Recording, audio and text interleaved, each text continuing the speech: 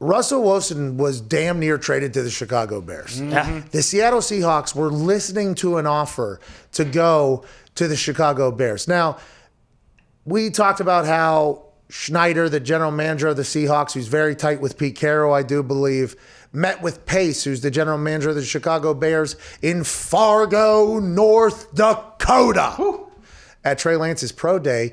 And we talked about how it's interesting that Schneider's in Fargo, North Dakota, because is the GM go to every single pro day, including one in Fargo, North Dakota, where everybody just assumes the only player that's going to make it, even though I guess there's a good offensive line.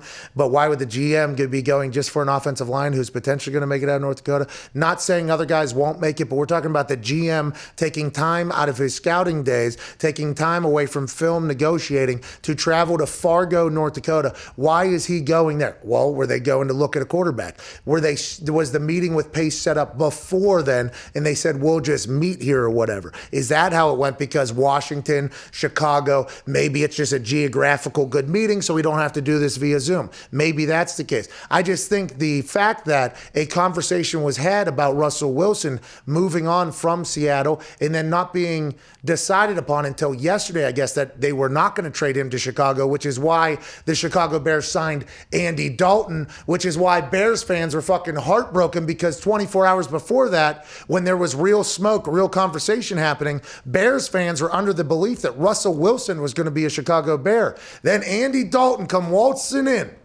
from Dallas via Cincinnati and says, no, it's me, guys. What a terrible position for Andy Dalton to be in, okay? Yeah. Andy Dalton is no stranger to being in an interesting position, though. I mean, there's been a few of them throughout his career with, the places he's gone. And I'm not saying interesting as a bad thing. I'm just saying I think he would be used to some adversity. This is a massive adversity for the Chicago Bears and Andy Dalton's relationship beginning here. But if Nagy stinks, and if the offense stinks, which was Andy Dalton's offensive coordinator from Cincinnati, I guess that's how this big tie, Lazor, he's the offensive coordinator. If that thing stinks, they're going to get fired anyways, is what they have to think. So I would assume that the Bears were like, we're getting Russell. We went all in for Deshaun. They won't answer our phone calls, which, by the way, stinks for them. The day they sign Andy Dalton, it seems like there's potential chaos erupting down in Houston. It is very interesting motives and what's going on between who and where and how it's being portrayed. So maybe Deshaun Watson is on the trading block now.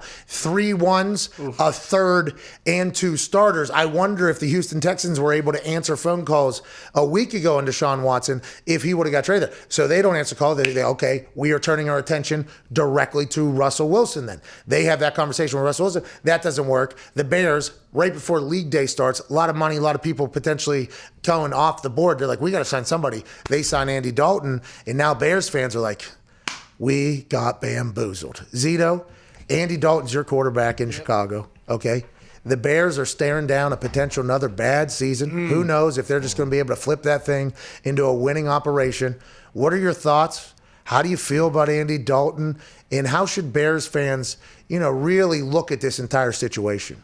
Well, I'm not going to say I love it. I'm not going to say I hate it. Okay, Zito. Attaboy, Zito. Right there in the middle. All right. No matter what, it's a cheap contract, 1 year. We fire everyone if it's a bad year. It's a win-win. You're thinking, we got no big deal. We'll rebuild this thing. Yeah. Even if it's bad, we got 1 more year to rebuild. Listen, the blocked field goal that ended that playoff game. Doink. The blocked field goal. Okay, double doink, Cody Parkey. If commentators, it was very clear once you saw the video on the internet post-game. His practice video didn't help him out, though. Yeah, I was never a fan, by the way. I was never a fan of aiming at poles, okay? And by the way, and this is probably why I was never...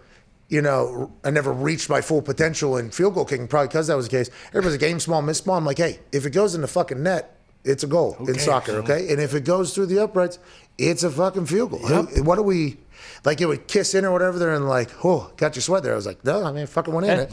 Hey, that's 3 points. Got it. We doing? Now, if I was a little bit more dialed in, probably a much different story for my entire life in that whole thing. So when guys started aiming for poles, that I understood the like aim small, miss small, don't need a field goal setup, which is tough to find sometimes with a field and everything like that. I'm like, I'd be kicking in between the 2 poles that are next to each other. Just that's what I would be doing because I'm mentally weak. Those guys are mentally strong enough to do that. But that ball was tipped at the line. It was going through. Robbie Gould was sitting there. He saw it himself. He was in the stadium. Robbie Gould was in there. That thing was going through. But since the blocked kick that led to 2 out of the 3 uprights being hit in heartbreaking fashion, which led to some of the most epic fan rants I have ever heard in my entire life. Poor Cody Parkey having to be on the other end of that. He's a friend of mine. But those were some epic rants. I mean, there were some epic rants there. Terrible, very mean, especially because it was a blocked kick, but absolutely epic rants. Since then, it has been absolute chaos in Chicago. It looks like a franchise that has no idea what the fuck it's doing. They had a young quarterback that was playing great football, number 3 overall QBR. Then he fell completely off the map. He is now cut. He had to go see doctors, I guess, or something was going on because he was broken up there. The Chicago Bears organization is one where will they be able to succeed no matter who? If Russell Wilson comes in there, you think they win next year? Yes. Super Bowl? Playoffs for sure.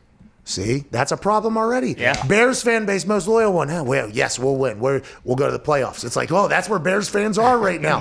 How do they get out of that? Because Bears fans are some of the most entertaining fans on earth. I would like them to have a chance to get a little bit more spotlight. And to do that, you have to have a consistently good squad. Well, and for the Bears, it's like Zito said, if this doesn't work, Pace and Nagy are gone. So you would think, who knows? Maybe, yeah. But if they said that in the press conference too, that he's completely gone if they have a bad year. Who said that?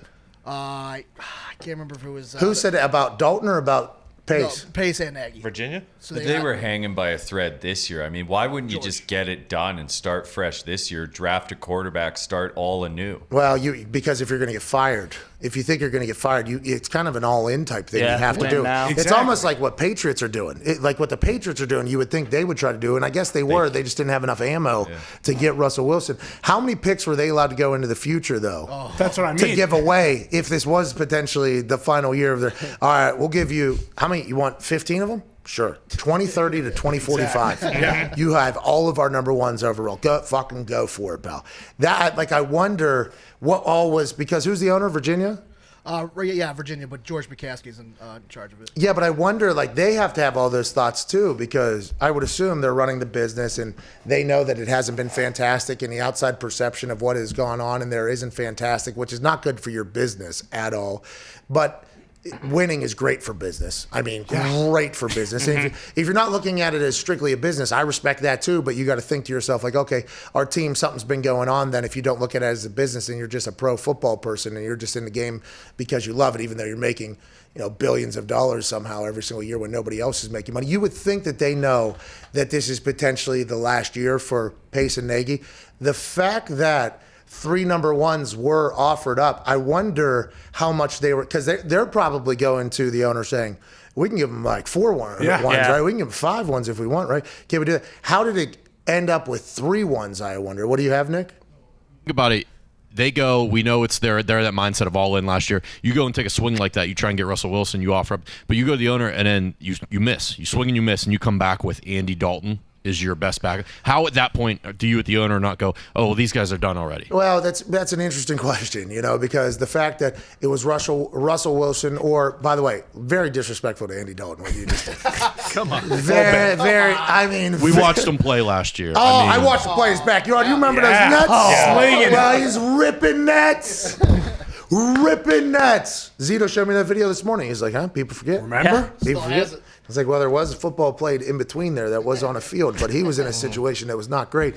But I wonder if they asked, can we give 4 ones? How many years was the owner allowing that? They were potentially not going to be there, by the way. These 2 are not potentially going to be there. Then we're going to have maybe 3 more years with no number ones. I wonder how that conversation. What do you have, Z? So basically, the beginning of the year, a couple weeks ago, whatever, they basically said that they handle nothing with football at all.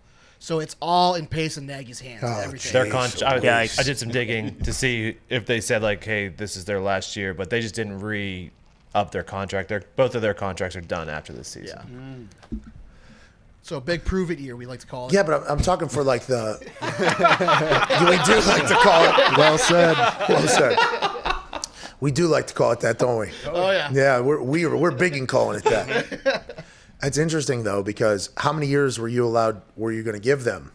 Like if you bring in Russell Wilson and they don't succeed, do you not think to yourself, we can get a coaching staff that can succeed with Russell Wilson? Yes. Maybe you bring in Shoddy, who was just fired as the offense coordinator, who may be pissed off. Like how do you, and then, okay, whenever we hire that person, we're also going to have 3 first-rounders gone for the next, like, you know what I mean? Like, how did that's an interesting, hey, that's why we don't own the team, huh? That's right. That's a decision that has to get made way higher than anywhere I will ever sit, and that's good news.